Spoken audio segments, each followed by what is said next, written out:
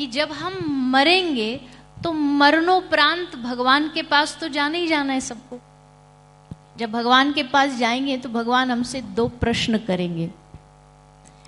इन 2 प्रश्नों के लिए, इन 2 क्वेश्चंस के लिए सबको रेडी रहना चाहिए और मेक श्योर इस दोनों क्वेश्चन का आंसर हमारा यस में ही हो। अंग्रेजी में 3 शब्द है, आप सबने सुने होंगे, नेम, फेम, मनी। ये 3 चीज मिल जाए सफल हो गए। एक फकीर के पास एक आदमी दौड़ा दौड़ा आया, बोले बाबा बाबा झोपड़ी में आग लग गई। तो फकीर बोला मुझे क्या? बोले बाबा तेरी झोपड़ी में आग लग गई। तो फकीर बोला फिर तुझे क्या? ये फकीरी की मस्ती है। अज्ञान तिमिरांधस्य ज्ञानांजन शलाकया चक्षुरुन्मीलितं येन तस्मै श्री गुरवे नमः। हरे कृष्ण कृष्ण कृष्ण हरे हरे, हरे राम राम राम हरे हरे। सुप्रभात देहरादून। आज के इस पावन संवाद में मेरे सामने उपस्थित संत महापुरुष, विशिष्ट अतिथिजन और आप सभी श्रोतागण, ये बड़ा सौभाग्य है जब मुझे पता लगा कि इस संवाद का आरंभ, शुरुआत मेरे शब्दों से ही होगी। तो मन में एक ही बात आई कि दिन की हो या जीवन की हो, शुरुआत तो हमेशा आध्यात्मिकता से ही होनी चाहिए। और आज ये उसका साक्षात उदाहरण है। देवभूमि उत्तराखंड। उत्तराखंड अपने आप में ही एक ऐसा नाम है जहां सारे की सारे उत्तर मिले हैं आध्यात्मिक मार्ग के। जब भगवान वेदव्यास जी चिंतित थे तो उन्होंने भी बद्री विशाल में आकर के तपस्या करी और भागवत का निर्माण किया। जब देवर्षि नारद जी को भक्ति की वृद्ध अवस्था को दूर करना था तो वो भी खोजते खोजते उत्तर काशी में आए और यहीं उत्तर काशी में आकर के उनको भी अपनी समस्या का समाधान मिला। आज ये संवाद हम और आप सबके लिए बड़ा ही सराहनीय है, बड़ा ही आनंदमय है। मुझे कुछ कुछ बातें भी बताई गई कि इस विषय पर हम चर्चा कर सकते हैं और मुझे वो विषय अच्छा भी लगा।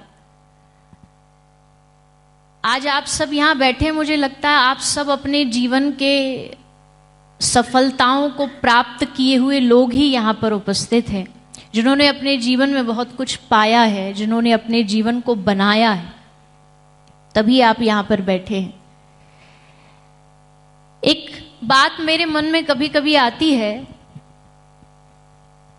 कि जीवन में हमारा जो जीवन है वो 2 तरह का है।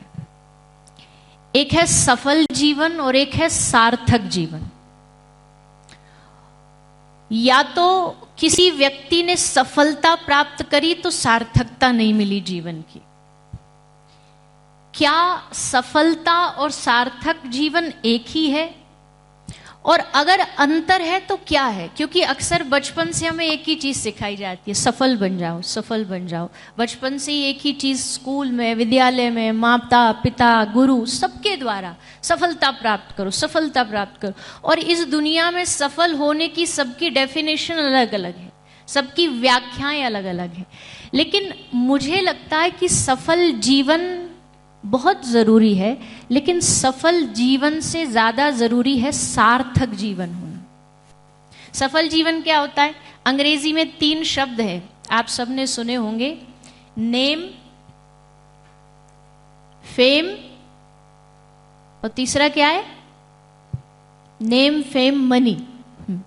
ये 3 चीज मिल जाए सफल हो गए। आदमी का, हम आजकल सफलता की जो रेशो है, आजकल तो खैर वो भी बदल गया है। आजकल तो हम सफलता इस बात से आंकते हैं कि इसके सोशल मीडिया पे फॉलोअर्स कितने, जितने जिसके नंबर ज्यादा रहे, बड़ा प्रसिद्ध व्यक्ति, बड़ा सफल व्यक्ति है।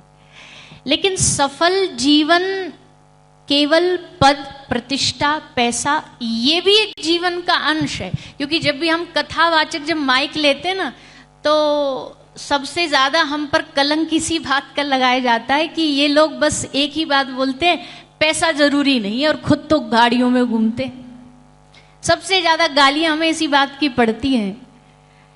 तो भैया देखो, पहली बात तो जितने भी भगवान की कथा गाने वाले हैं, हाँ इस बात में कोई शक नहीं है कि हाँ हम गाड़ियों में घूमते हैं, इस बात में कोई शक नहीं है कि भगवान ने हमको एक अच्छा जीवन दिया है। पर हम आपसे एक बात पूछते हैं कि जो जीवन में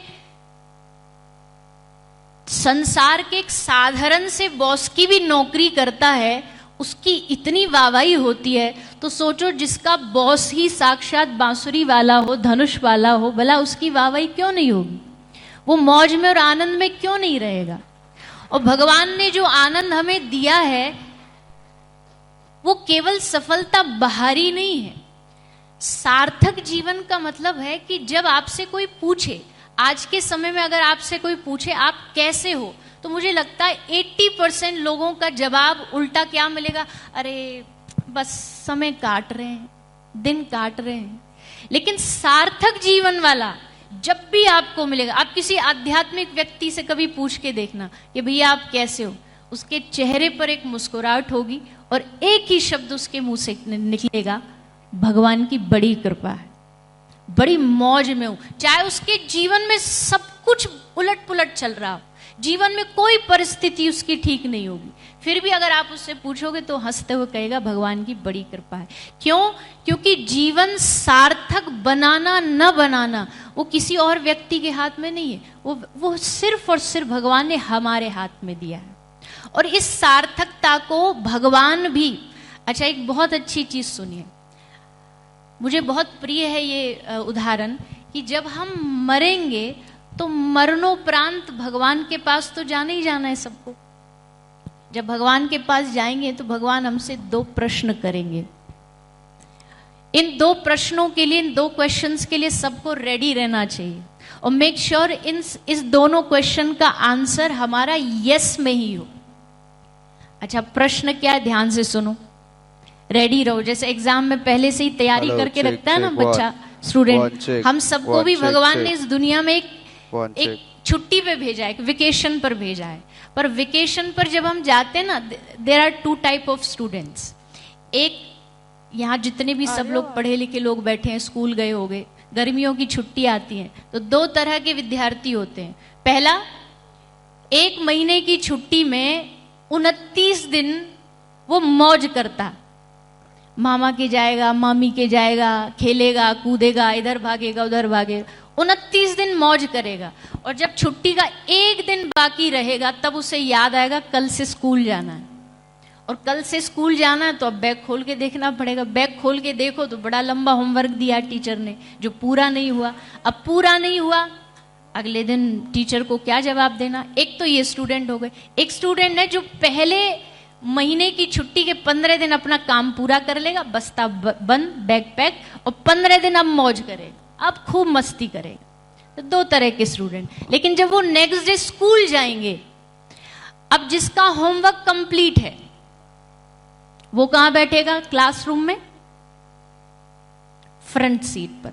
जिसका होमवर्क कंप्लीट नहीं वो कहां बैठेगा? अरे आंसर दीजिए ना।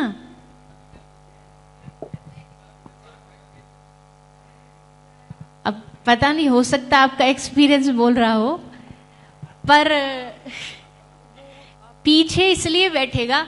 अच्छा, पीछे भी वो वाली बेंच देखेगा जहां टीचर की नजर न जा रही हो, बच करके एकदम कोने में। अब जिसका होमवर्क फ्रंट वाला जो कंप्लीट करके आया काम, तो अगर टीचर भूल भी गई है कि उसने होमवर्क क्या दिया है तो वो क्या बोलेगा? अरे मैम होमवर्क चेक करो ना। और पीछे वाला मनी मन उसको गालियां दे रहा होता है कि भैया चुप बैठ जा, भूल गई, अच्छा है मैडम काम याद नहीं रहा। यानी कि हमारे जीवन में जब हमारी प्रिपरेशन नहीं होती तब हम चीजों से बचने की कोशिश करते, चीजों से भागने की कोशिश करते।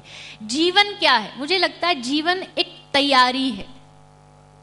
जीवन एक ऐसी तैयारी है, आप 5 दिन के लिए भी अगर आप वेकेशन पर जाते हो तो आप कितनी तैयारी करते हो, खाने को ले जाएंगे, पहनने को ले जाएंगे, नाइट कपड़े अलग, दिन के कपड़े अलग, अलग अलग तैयारी करके जाते हैं। तो इतना बड़ा जो जीवन है जो भगवान ने हमें दिया है, ये फ्री में नहीं दिया है। भगवान ने हमको एक वेकेशन पर भेजा है और कहा है कि अब इसकी तैयारी करो। तैयारी क्या है? तैयारी है जब हम अंत में भगवान के पास जाएंगे तो एग्जाम होगा और हमसे 2 क्वेश्चन पूछे जाएंगे। कौन से क्वेश्चन? नोट डाउन कर लो, तैयार रहना इन क्वेश्चनों के लिए। ये ना पूछना कि तुम तो गई नहीं हो तो तुम्हें कैसे पता। कुछ चीजें सुन करके, पढ़ करके, अनुभव करके समझ आती है। पहला क्वेश्चन पूछा जाएगा, भगवान पूछेंगे मैंने तुझे इतना कीमती जीवन दिया, क्या तूने इसका उपयोग किया? क्या तू उस जीवन में खुश रहा, आनंदित रहा? अच्छा ये भी सुन लो, खुश होने में और आनंदित होने में डिफरेंस है। क्या? खुशी आती है चीजों से, आनंद आता है अंदर से ऑटोमेटिकली। क्योंकि सुख का ऑपोजिट, सुख का विपरीत शब्द क्या है? बोलिए ना। मुझे लगता है आप लोग आज ढंग से नाश्ता नहीं करके आए। मैं सुबह 3 बजे की निकली हूं, फिर भी मेरी एनर्जी मुझे लग रहा है आपसे ज्यादा है। सुख का उल्टा, लाभ का, दिन का, ऊपर का, आनंद का। बोलो बोलो, जिस स्पीड से गाड़ी चल रही थी बताओ।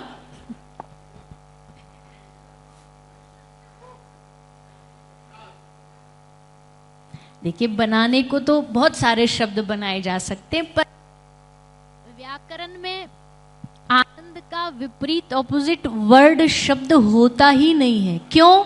क्योंकि सुख आएगा तो दुख आएगा, दिन आएगी तो रात आएगी, खुशी आएगी तो गम आएंगे, पर आनंद एक ऐसा जीवन का गुण है जो एक बार जीवन में आ गया तो उसके बाद उसके अलावा कुछ नहीं आने वाला।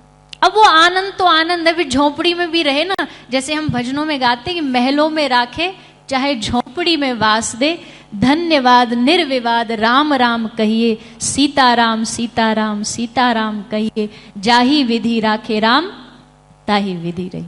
अब उसके आनंद को कोई छीन नहीं सकता। इस दुनिया का कोई ऐसा न देवता पैदा हुआ, न दानव, न मानव जो आपके उस आनंद को छीन सके आपसे।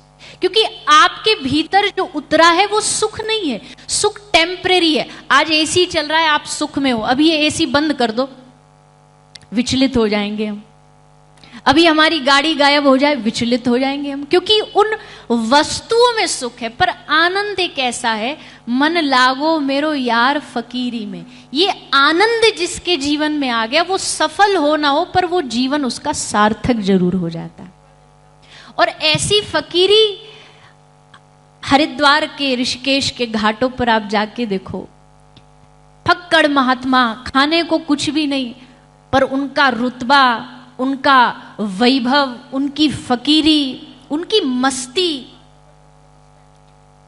एक फकीर के पास एक आदमी दौड़ा दौड़ा आया, बोले बाबा बाबा झोपड़ी में आग लग गई। तो फकीर बोला मुझे क्या? बोले बाबा तेरी झोपड़ी में आग लग गई। तो फकीर बोला फिर तुझे क्या? ये फकीरी की मस्ती है। ये साधनों से नहीं आती, ये तब आती है जब हमने अपने जीवन में आनंद को, परमानंद को प्रवेश कराया। तो पहला प्रश्न भगवान हमसे पूछेंगे, क्या तूने अपने जीवन को खुशी से, प्रसन्नता से जिया? अगर इसका उत्तर हां हुआ तो 50 मार्क्स पक्के। अब रिमेनिंग 50 जो मिलेंगे उससे पास होंगे। 50 मार्क्स ईच का क्वेश्चन है, और जब तक सेकंड वाले का आंसर भी यस नहीं होगा तब तक पास नहीं होंगे। अब सेकंड क्वेश्चन क्या होगा वो सुनो। पहला भगवान पूछेंगे कि मैंने तुझे जीवन दिया, तू आनंद में जिया। अगर आंसर उत्तर हां हुआ तो अब अगला प्रश्न पूछा जाएगा, क्या तुमने उस आनंद को लोगों में बांटा, दुनिया में बांटा? अगर इसका उत्तर भी हां में हुआ तब 100 नंबर पास, और फिर भगवान को लगेगा कि मैंने इसको मानव जीवन देकर कुछ गलत नहीं किया। ये मनुष्य बना तो इसने अपनी मनुष्यता को सार्थक किया। शास्त्र कहते बड़े भाग्य मानुष तन पावा, सुर दुर्लभ सब ग्रंथ। देव भूमि में बैठे हम। अच्छा चलो एक प्रश्न और आप सबसे, अगर आप उत्तर देना चाहो तो। हमने हमेशा सुना है देव योनि बड़ी श्रेष्ठ है, बड़ी उत्तम है, और ये भी सुना है कि मनुष्य योनि मानव बनना बहुत बड़ी बात है। अब एक कह रहा है कि देवता बनना बड़ी बात है। दोनों में से ज्यादा बड़ा कौन सा है? मानव। तो फिर हम देवताओं का यजन क्यों करते हैं, हवन क्यों करते हैं? और मृत्यु उपरांत जब किसी की मृत्यु हो जाती है तो जब उसका नाम लिखा जाता है तो उसके नाम के आगे क्या लिखते हैं? स्वर्गवासी। इसका मतलब है हमारे दिमाग में ये बात फिट है कि मरने के बाद हमें स्वर्ग जाना है। और स्वर्ग कौन जाता है? देवता। यानी मानव बन के भी हम चाह रहे हैं देवता बन जाए। तो कौन सी योनि ज्यादा श्रेष्ठ है? तो एक बड़ा सुंदर सा इसका एक उदाहरण है।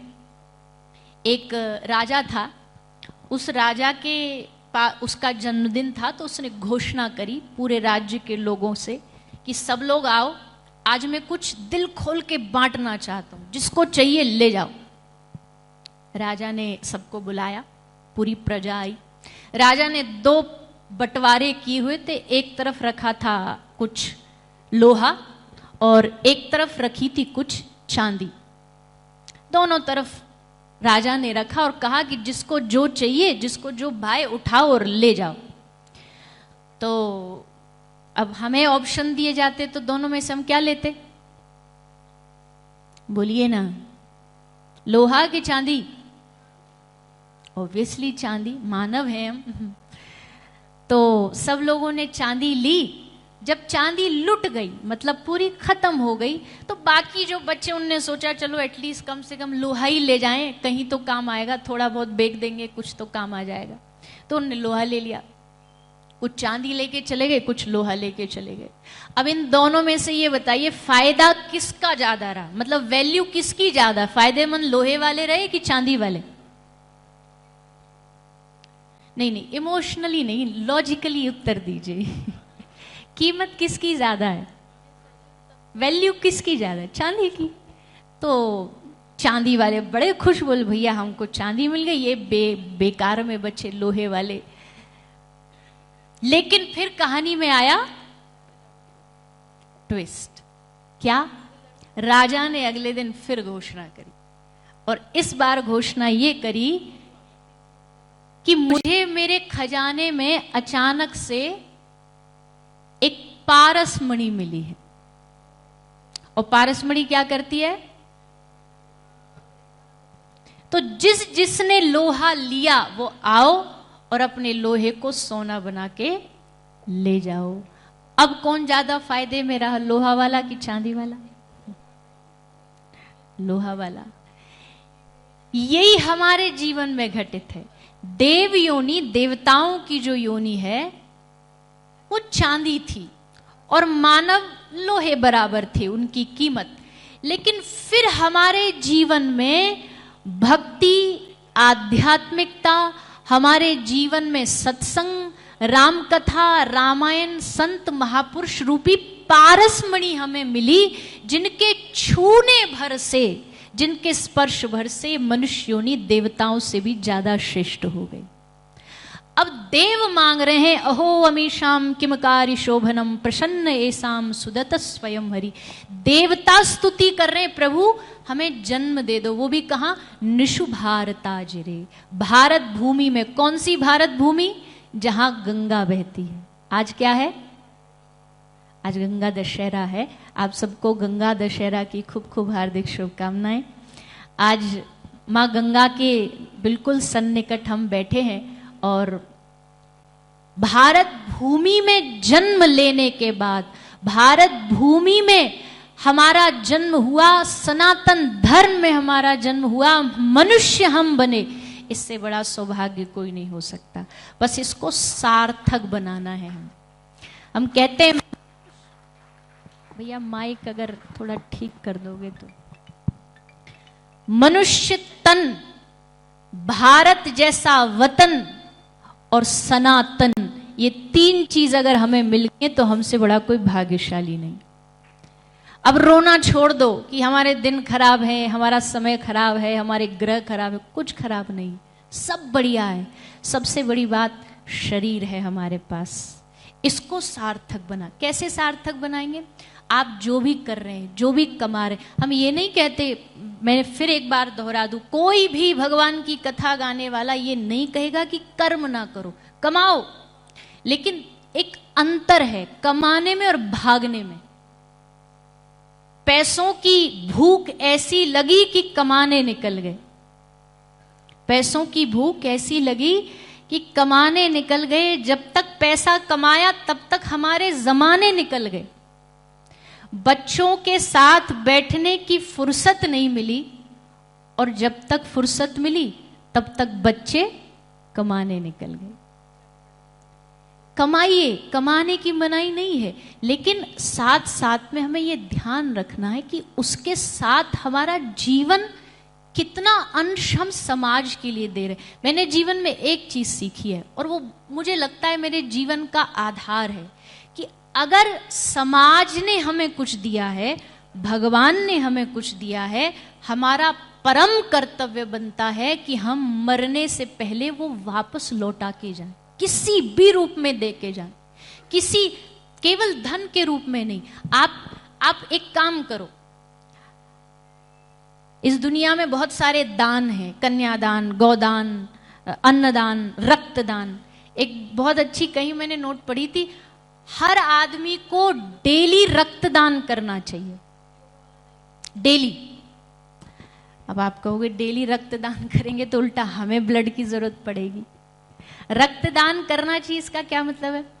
तो किसी महापुरुष की ये वाणी है, उन्होंने कहा कि कोई जब प्रसन्न होता ना, हंसता है, खुश रहता है, तो अपने आप उसका खून बढ़ता है। विज्ञान भी कहता है जितना आप खुश रहोगे, हंसोगे, उतना आपका खून बढ़ेगा। तो रोज दिन में 3 किसी व्यक्ति को कुछ ऐसा क्रिया करो जिससे उनके चेहरे पर हंसी आ जाए, उनको खुश कर दो। वो खुश होंगे, उनका रक्त बढ़ेगा, आपको रक्तदान का पुण्य मिल जाएगा।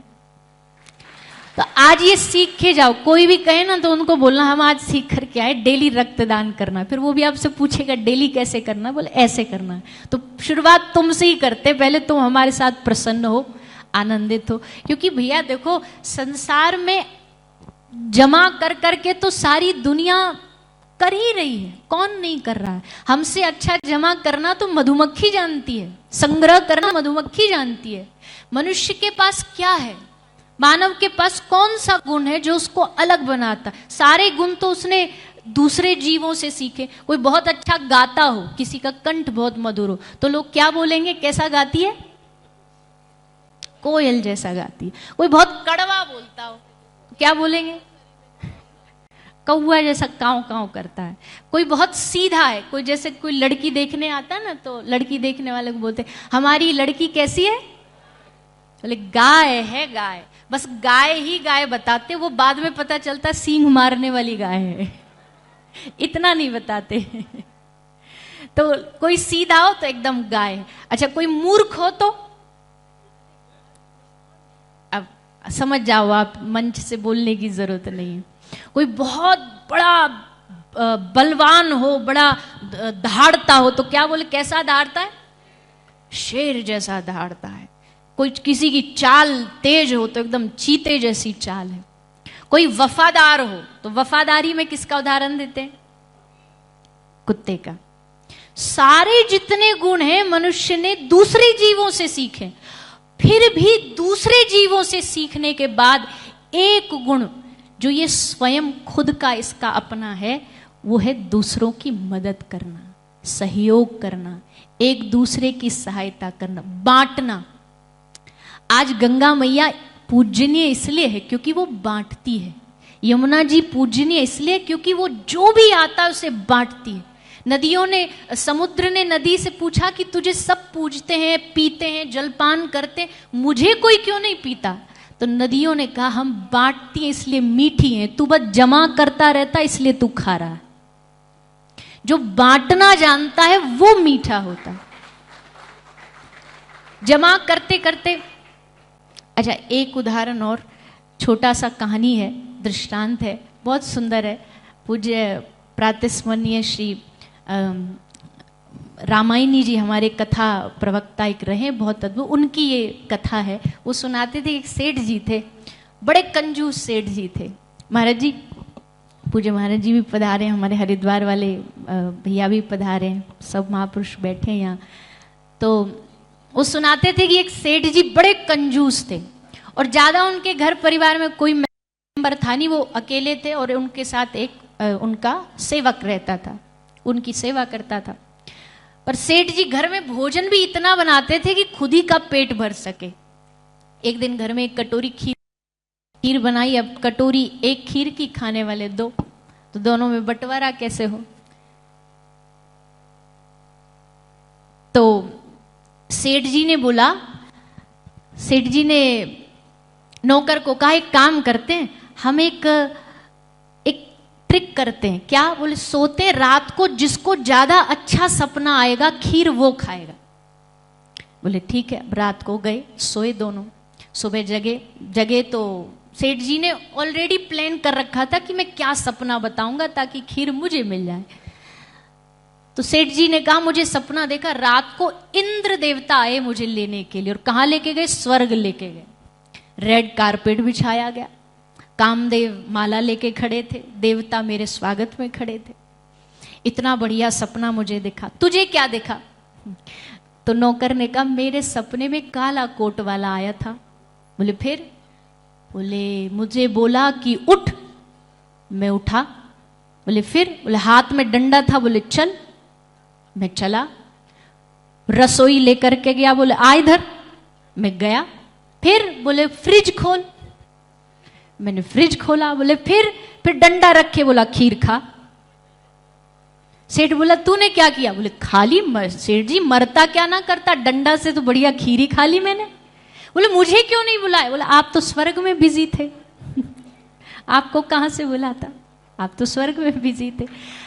इसका मतलब जानो, ये तो सिर्फ हंसाने के लिए। Moral of the story is, जमा करके रखोगे, कोई ना कोई आएगा और तुम्हारी जमा की हुई खीर खा जाएगा। इससे पहले कोई खाए, उससे पहले उसे बांटना शुरू कर दो। बांट के खाओ, दे के खाओ, क्योंकि गंगा यमुना और हमारे प्रकृति का हर जीव हमें यही सिखाता है, पेड़ के द्वारा, वनस्पतियों के द्वारा। आज मुझे बताया गया, ये जो पूरा ग्रीन कलर है, इस बात का प्रतीक है कि हमें अपने प्रकृति को, अपने नेचर को बचाना है, उसको अपना अपना सहयोग देना, अपनी उसमें वैल्यू ऐड करनी है। आप जितने भी लोग यहाँ पधारे हैं, सब बहुत ज्ञानी हैं, बहुत समझदार हैं। ये तो एक संवाद है, एक दूसरे को, बोलने वाला ऊपर बैठता है, सुनने वाला नीचे बैठता है। लेकिन इस संवाद से हमें एक लास्ट अंतिम बात, आप सबसे मेरी प्रार्थना, देखो अच्छी बातें कौन नहीं कर सकता, अच्छी बातों पे तालियां कौन नहीं बजा सकता। आपको माइक दे दिया जाए तो शायद मुझसे अच्छा बोल दो आप लोग, पर बात ये नहीं है कि अच्छा बोलता कौन है, अच्छा प्रवचन कौन देता है। बात यह है कि वहाँ से हम सीख करके क्या आए। आज बस इतना निवेदन यहाँ से आप सबके लिए, एक तो अपने शरीर स्वास्थ्य का ध्यान रखना बहुत ज़रूरी है। अभी 21 जून को हम सब ने इंटरनेशनल योग दिवस मनाया। आप सब अपने शरीर के स्वास्थ्य के लिए 5 मिनट ज़रूर सुबह एक तो योग को दीजिए, अपने शरीर को दीजिए, और एक अंतःकरण का जो शरीर है उस शरीर को भी 5 मिनट दीजिए। कोई एक मंत्र, कोई एक नाम, जो भी आप रुचि रखते हो, एक माला हर रोज़, एक नाम भगवान का 2 मिनट निकाल के। जिसने 24 घंटे दिए, अगर उसे 5 मिनट ना दे सके हम, तो हमारे जीवन को धिक्कार है। लेकिन आप सब 5 मिनट निकाल के, जो करते आए हैं बहुत अच्छा है, जो नहीं करते, एक कोई भी मंत्र का अपने डेली रूटीन में उसको जाप करना शुरू करिए। मुझे आशा है कि ये जो संवाद है, ये संवाद आगे तक जाएगा और आप सब इस संवाद के साक्षी बन रहे हैं। मुझे भी यहाँ आज थोड़ी देर के लिए आने का अवसर मिला, इसके लिए मुझे अमर उजाला के जितने भी यहाँ मेंबर्स हैं, सभी लोग हैं, सबको मैं बहुत बहुत आभार व्यक्त करती हूँ। आप सबने भी अपना समय दिया, उसके लिए भी आप सबका बहुत बहुत आभार, बहुत बहुत धन्यवाद। एक बार मेरे साथ सब बोलेंगे, क्योंकि वृंदावन से आए हैं तो मुझे लगता है वृंदावन वाला ये किए बगैर रह नहीं सकता, ये उसकी पहचान है। मिठाई वाले को बुलाओगे तो मीठे की तारीफ किए बिना रहेगा नहीं, वैसे ही हमारे वृंदावन की पहचान है। एक बार सभी दोनों हाथ उठा के बोलेंगे राधे राधे राधे राधे। एक बार पुनः आप सभी का बहुत बहुत आभार। जय जय श्री राधे। निश्चित रूप से जो तालियां हैं वो कम है, और उस कमी की कारण भी मैं आपको बता देता हूं। चित्रलेखा जी, आपने कहा कि सबका खून बढ़ाइए। हम लोग बहुत स्वार्थी लोग हैं, हमारा खून तब बढ़ता है जब बहुत अच्छी बातें सुनने के बाद आपके उस मधुर कंठ से अगर हम कोई भजन न सुने तो वो जो खून है वो पूरा बढ़ नहीं पाता है। और उसके बाद मुझे निश्चित रूप से लगता है कि वो जो तालियां हैं वो उस नैतिक दबाव को बनाने का काम कर देंगी कि जब सुप्रभात देवभूमि होनी है तो वो प्रातः का स्मरण भी जरूर हो। और उसके बाद ही आग्रह ही है कि हम इस सत्र को पूर्ण माने। चलिए सुप्रभात को सुप्रभात बनाते हैं भगवान के नाम के साथ। एक ऐसा लाइन में गाऊंगी जो शायद आप भी गुनगुना सकते हो तो आपको भी ज्यादा आनंद आएगा। एक बहुत प्रसिद्ध पंक्ति, आप सब मेरे साथ गाइएगा। अच्युतम केशवम कृष्ण दामोदरम, अच्युतम केशवम कृष्ण दामोदरम, राम नारायणम जानकी वल्लभम, राम नारायणम जानकी वल्लभम। कौन कहता है भगवान खाते नहीं, कौन कहता है भगवान खाते नहीं, बेर शबरी के जैसे खिलाते नहीं, बेर शबरी के जैसे खिलाते नहीं। कौन कहता है भगवान सोते नहीं, कौन कहता है भगवान सोते नहीं, माँ यशोदा के जैसे सुलाते नहीं, माँ यशोदा के जैसे सुलाते नहीं। और सबसे बड़ी बात, कौन कहता है भगवान नाचते नहीं, कौन कहता है भगवान नाचते नहीं, गोपियों की तरह तुम नचाते नहीं,